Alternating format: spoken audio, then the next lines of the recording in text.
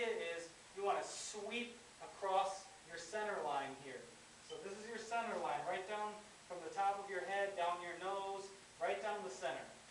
What you want to think is, this guy is trying to hit you and get you knocked off of your knocked out of your stance by kind of taking your center line and kind of getting it off balance. Right? What you want to do is you want to use this to do the same thing to him and to protect your center line. All right, so as he's coming in here, right in the center with something, I'm just going to wipe this off with this. All right, you want to be real careful not to do this. All right, you don't want to just punch him. So you've got to kind of use this off to the side like that. All right, so here, 1, 2. He comes in with this one, 1, 2. It's almost at the same time. That's why it's called a one-step block and not like a 1-2 block. It's here, this way, this way, this way, this way. You'll notice this is the same idea that I was just saying, where you're combining two of those ideas. So he's got I've got the parry here and then the forearm here. All right, I'm just giving you something specific that's very, very functional. This is very useful. This is one of the most famous and one of the most commonly used movements in all of Silat, in all of the Indonesian martial arts, the styles that I teach, and all of the other styles use this exact same move. They all have some different name for it, but everybody uses this move. In Indonesia, we call this move khalid, and it means to dodge, and that's kind of what I want you guys to use it for. So from here, I can just get him out of the way. The first hand catches it. This is like the spider web. You want to kind of catch it and kind of figure out what you want to do with it. And then we're just going to hit it out of the way. Now when we push that arm, wherever that arm goes, the rest of his body's kind of going to go following with it. Especially if he's moving forward quickly. Wherever that arm goes, that body's going to go. Because he's got all of his weight behind it. And all of his weight is kind of betting on that center line right there. If I can get that center line slightly off to this direction, he's got to go that way. Especially if he's leaning forward a little bit, and I'm leaning forward a little bit, and he pushes, and I use that, he's going that way. He's definitely going that way. All right? And you'll see when you do this that it's really hard for the guy to turn around and come back up and catch up with you after you've done this. Because you're breaking like the fundamental part of his stance down by kind of taking him off of that line where he's got power.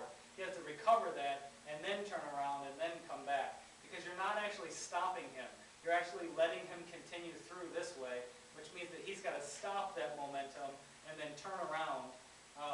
Not only that, but he's got to deal with the fact that I've thrown him slightly off of his center line right here.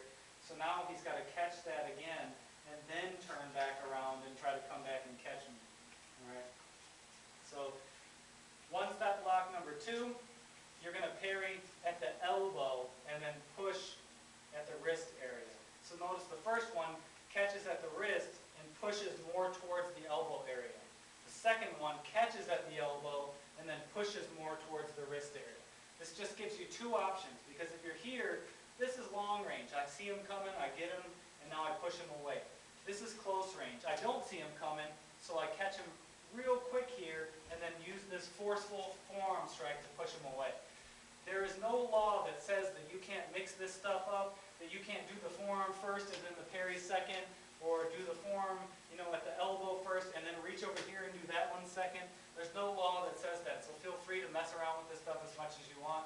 These are just kind of like ones that work very, very well immediately, so that you know that it works and that it's been tested, kind of. So number 1 here, and here. Number 2 here. And this one's kind of like a shield. Think of them both hitting at the same time. So here, at the same time. It's a shield, right? And notice I'm not like turning my body completely this way. You just want to push him off and keep moving, all right? You just got to practice this to get a little bit of power behind it. So if I'm standing still, or if I'm here and he comes forward with that, I can push it out of the way and take off running. All right. Same thing with the other one. I can push and kind of take off running. All right. If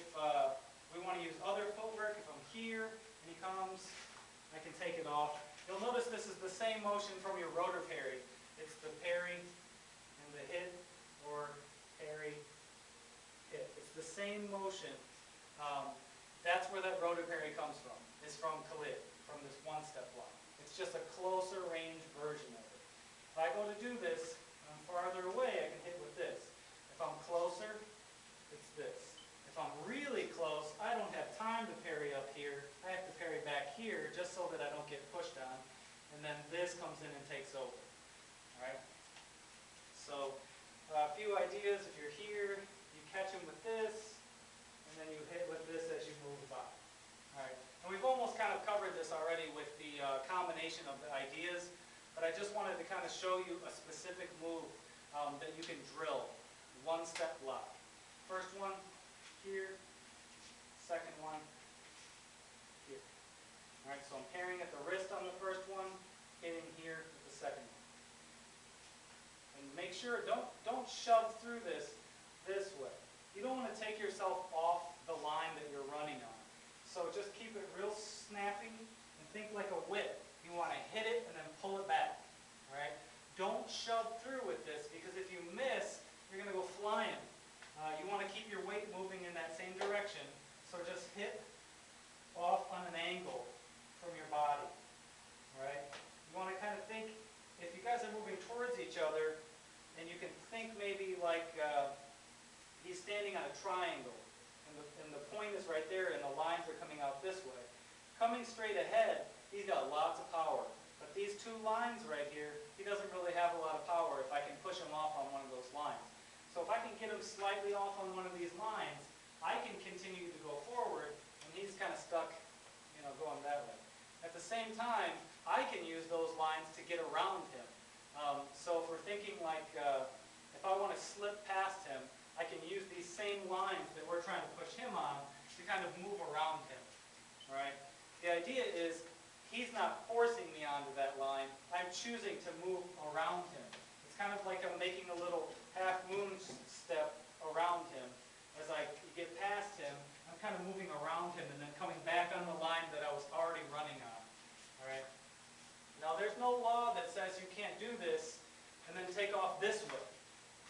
There's no law that says that I can't do this and then slip backwards and then take off running. Or I can't do this and shuffle sideways and then take off. You can use this with any footwork that you can possibly imagine. This handwork is useful anywhere, so you can do it anywhere. All right. So